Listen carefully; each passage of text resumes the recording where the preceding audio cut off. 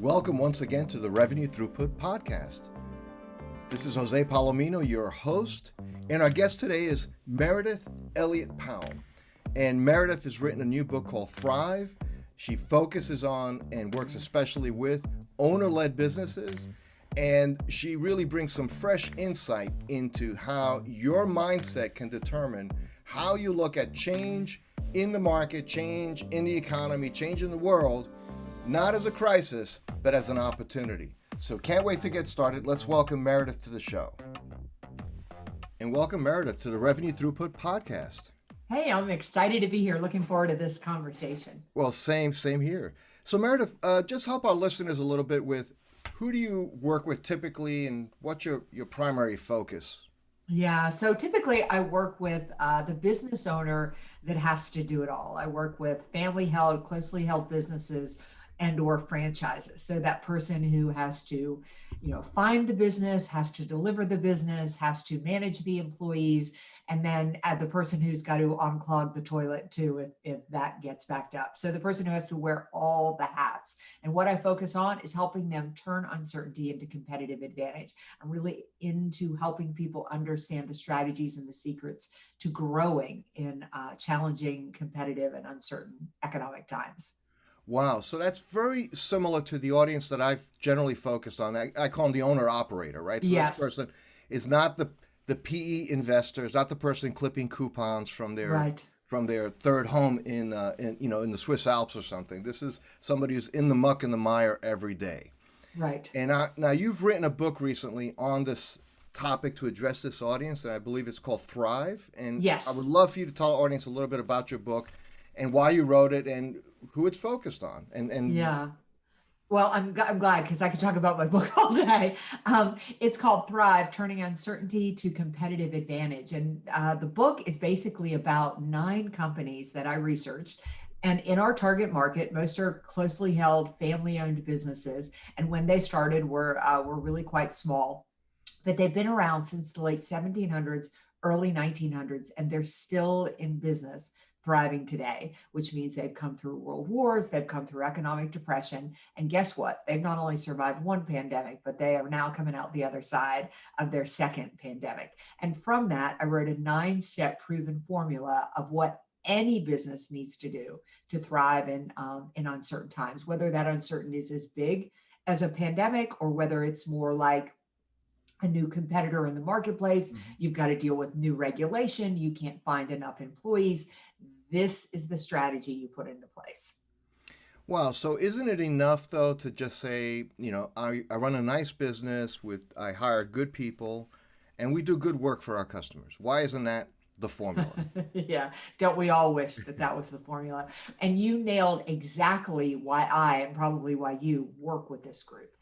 Most people in our niche started a business because they're really good at what they do and they're passionate about what they do and they're passionate about their customers, but they were never necessarily trained to sell, never necessarily trained to manage people, and never necessarily trained to compete. We are now living in a time when there is more change happening outside of your business than inside your business. And if you're going to grow and be successful, it isn't enough just to hire good people and run a good business. You have to be able to navigate really difficult, constantly shifting times. I'll balance that by saying I think there has never been a better time for the small owner operator and or the family held or closely held business. I believe this is their economy. Wow. So what are some of the things that make it their economy? Because everything you've listed sounds like a daunting list of realities. Yeah. That you'd say, well, gee, it doesn't sound like that's a really good economy, except for the very biggest, very strongest, very most resilient major corporations. How is a small family-owned business with 10 million in top line, 20 million in top line, and 30, 40 closely held employees? How are they going to weather this global reality that we're all in now? Yeah, well, the number one reason I think it's their economy is, let me just say, it's their economy if they understand the shifts in the economy, if they're open to doing business differently. But there's a sweet spot for these businesses right now. And the reason there's a sweet spot for these businesses is because we have moved in time where the consumer is in control of the buying cycle. They can buy anything they want to, anywhere they want to, anytime they want to, from whomever they want to. And we have lost trust as a consumer and customer base. We've lost trust in big corporations. We've lost trust in our governments. We've lost trust, and we're looking for organizations, companies that really deliver on their promises. They care about value. They care about their communities, that are willing to, to be a part of helping a community get better. And when businesses can learn to position themselves as that type of business, they'll not only do business locally, but they'll end up doing business globally. Right. So if you think about, one example of like doing well by doing good, like a Tom Shoes or something like that, right? Yeah. So I've talked to business owners and they said, we just can't do that. We sell steel rods, so we're not going to give one away. Right. It's just not their world. So how some of that doing well by doing good dynamic, how can again, I gave you the hypothetical of that $10-15 million company. How can they really do that other than by issuing proclamations that, we love the world too, kind of thing? Yeah, great example. I think that the consumers are getting tired of the big companies doing good while watching behind the scenes where things are not being done well. We could all sit here and name a lot of large corporations right now that are doing a lot of community-based goods, but they're the first ones working in countries where human rights violations are being, are standard and things like that. Like I said, we just lost trust. Let me give you a great example from the book. It's a company that I did an interview with called Western Water Works, and they're based in California. And president is a man by the name of Bruce Himes. It's an incredibly competitive marketplace, and they were getting crushed by the big guys who were just gobbling up all the little guys. They're that guy right there in the middle, the 10, 20 million person that we're talking about. And so what they did was they went out to their customers and they said, what do you need? What are you not getting? What do you need in the marketplace? And they came up with this idea called the Grand Guarantee. And it's exactly what their customers told them to do. They said, we hear of everything that these big companies are doing, but we're tired of no customer service. We're tired of getting a bid and then the bid comes in and it's, $1,000 more than the company said it was going to be. We're tired of them saying things are going to be delivered the week of, this date, and then 3 weeks later, the order still isn't there. We want to work with a company that stands behind their word, that says they're going to do what they say they're going to do. So Western Waterworks came up with this Grand Guarantee where they make a promise to their customers. Promise to their customers is the bid will come in exact. The promise to their customers is it will come in on time. And the promise to their customers is they'll stand by their work. If there's a problem with it, they'll make it right. And in talking, that is doing good. That's listening to your customers and making a difference. You don't have to try to save people in a third world country, but it is about doing what is right. And they stand by it. Bruce said it has been so powerful that even sometimes when they miss the mark, and sometimes they miss the mark, customers will say, please don't pay us the $2,000 you said you'd pay us. He said, I have to fight with them. And he's doing the right thing by the customer. I think what we're tired of in this world today is painting a brush of doing, good work while not treating your employees, by not treating your community, not treating your customers well. That is the advantage of the owner operator. They know no other way to be. And if they can get that out in the front and get it out in a marketing and sales piece, that's where their competitive advantage is. Now, a lot of what you just described, and I love the example of Western Waterworks, right? So they, and it's at some level, and there's some old school folks who will hear this and say, well, wait a second, that's just like table stakes. Like do what you say and say what you're going to do. And, right. Why is that a radical new thought? And yet the practical reality is it is a new thought now because it isn't as common.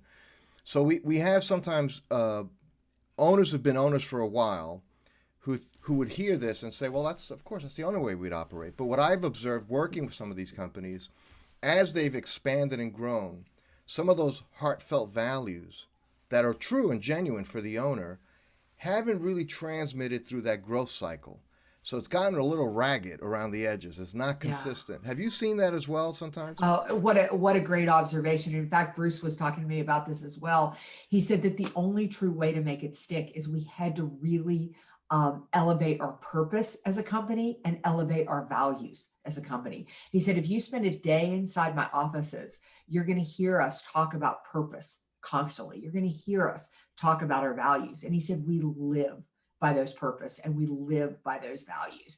And if people don't align with those, they're not a good fit for our company and we let them go. It's almost like a secret language that we've got. So you're right. I've often said in companies, I love that you said this, that whenever you meet the chairman of a company that still is closely held or family owned a business, the chairman and the frontline personnel, the people dealing with the customers, are speaking the same language. It's everybody in the middle who mucks it up. And what you have to do is that's where you've got to get the purpose and that's where you've got to get the values. I want to comment too on what you said of anybody listening to this would think, well, isn't that common sense? It is. But think about this. How much do people not do what they say? I mean, we hear it in politicians constantly. We hear it in big corporations. We find out they're promising one thing, then they did something else. So that is what people are looking for in today's marketplace. Here's the problem or the challenge that owner-operated companies have is because it is your way of life, it's just what you do, you don't promote it enough. Mm-hmm. And the problem with not promoting it enough is you have to understand to customers, we all look vanilla. It looks like one company versus another company. It's a product. And until you give them a reason to choose you over the competition, like Bruce did with the grand guarantee, they don't understand the difference. And that's where you have to learn to market and position yourself today. I think that's great, Meredith. And especially something you alluded to about the plain vanilla. The reality is in smaller companies, it is very hard to differentiate on the basis of product itself because you don't have the R&D budget. You're not Apple. You're not going to come up with something incredibly so brand new. No one's ever seen it in the world before. Chances, I mean, in this case, I'm not entirely sure what Waterworks would do, but I'm assuming it's water and it's water. Yes. So at some point, yes, right. it's water. How exciting or sexy can that be, right? Right, exactly. But so it's interesting. At middle, it's kind of like there's the engine and the tires, right? So you have marketing in the C-suite or sales in the C-suite, and the transmission is everything in between, right? So if the transmission isn't delivering the power, you have to work on that. So that's a big part of what you focus on is helping people say, hey, you have to make these connections from here to there. And what I love about the grand guarantee is also you can't just have that be an internal purpose.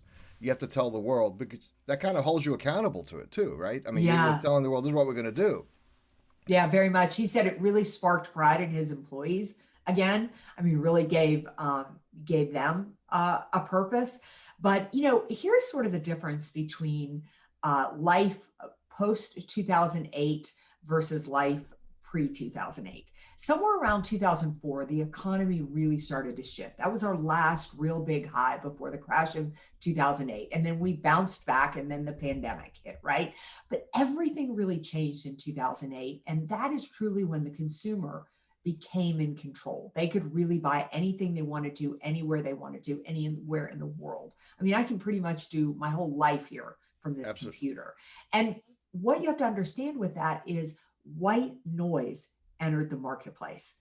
And so it used to, if you were part of one or two businesses on Main Street, you had to worry about two or three people down the street. But now you have to worry about the person in California, you've got to worry about the person in Germany, and you have to understand that customers are overwhelmed. There's almost too many choices out there. So again, what I love about Bruce's grand guarantee is that people just look at that and go, oh, okay. Now all of a sudden, Bruce doesn't look like everybody else. And now I'm interested and I'll do it a little bit more work to find out a little bit more. Is this the right fit for me? I have a reason to choose him over the competition. So let's say, and I love that example, and just that reason for somebody to spend 30 more seconds reading 2 more paragraphs, which is what sets you apart. And we're often trying to it's kind of more like I often use the example of Usain Bolt, one of the most aptly named humans on the planet, right? But when he wins, and he wins consistently, he actually is only winning by fractions of a second over his next competitor, right? So he's the fastest human in a field of fastest humans, right? That ever lived. So in that way, just creating just enough of an air gap between you and your competition, these little things make a big difference. But very quickly, so let's say, and I don't know Bruce's executive team, and we won't make this about Bruce, but just the hypothetical, there's a CFO somewhere in this. There's a banker relationship. There's somebody that says, listen, all you got to do is smash costs out of the supply chain. All you have to do is contain costs, or you have to find a way to be the low-cost provider. You just have to do the blocking and tackling of business. All this value schmalue stuff that's not hard business. What would you say to that? complete opposite. The complete opposite. I mean, I think it's a myth that people are price sensitive, a complete myth. The only reason they choose price is because they have no other reason to choose you.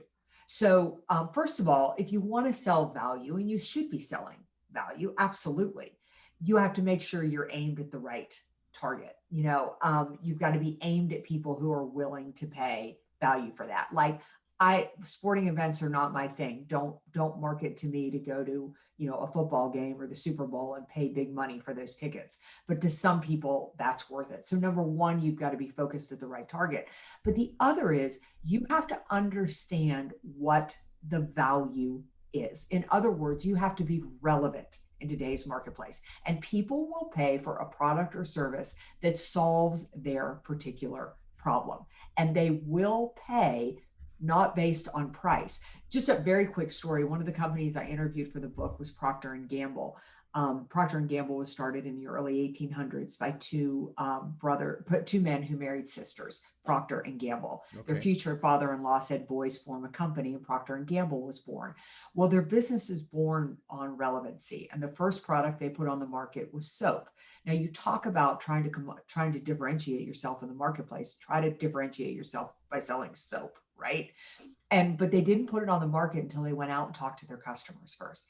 Tell us what you like about soap. Tell us what you don't like about soap. Exactly what Bruce did with a grand guarantee. Mm-hmm. And what they discovered was people love soap. But the problem with soap is when you lather up with soap, it slips out of your hands. And verbatim, people told Procter & Gamble they wanted a soap that floats. Boom. There's the value in the marketplace. They injected air into Ivory soap. Ivory soap became the first branded product they put on the marketplace. And by the end of the 1800s, they were $1 million company. Now, what I want you to understand about that is they didn't change the language. They said a soap that floats. That's how they marketed. And while their competitors were selling soaps that smelled good, soaps that came in different colors, soaps that came in different shapes, their competitors were solving the wrong problem. If you sell the right problem, you're adding value and you can charge for that. Well, I love that. Add soap that floats. I'll use that, Meridith. Yeah, yeah, it's great, isn't it? Fantastic. Well, Meridith, we've been at this for a little while, and really some fantastic insights here. If somebody wanted to know more about your work, about your book, where should they go? They should go to my website, valuespeaker.com, just the words valuespeaker.com. You can find out more about the book there. You can get a free chapter download. You can take my Thrive Indicator quiz, figure out where you fall on the scale of success. I'm also a passionate believer that if you build your network, it will change your life. So if we're not connected on LinkedIn, it would be an honor to be connected. You connect with me, I'll connect with you. Oh, fantastic, Meridith. That's so generous, and really appreciate that. And if there was any one question I should have asked you that I have not asked you, what would that be? Oh, what a great question. I would say that what is the most important thing that you need to do if you want to start to see uncertainty as opportunity? And the answer to that question is to begin with mindset. If you flip the script about how you think about uncertainty, if you start to think of it as opportunity, that really it's the disruption to show up in the marketplace that can actually transform your business to another level, then you are going to be well on a journey to get comfortable with change, to get comfortable with massive disruption, and to turn all of this uncertainty into your competitive advantage. Well, on that note, Meridith, thank you so much for sharing with our audience. It's been really a great time. Thank you.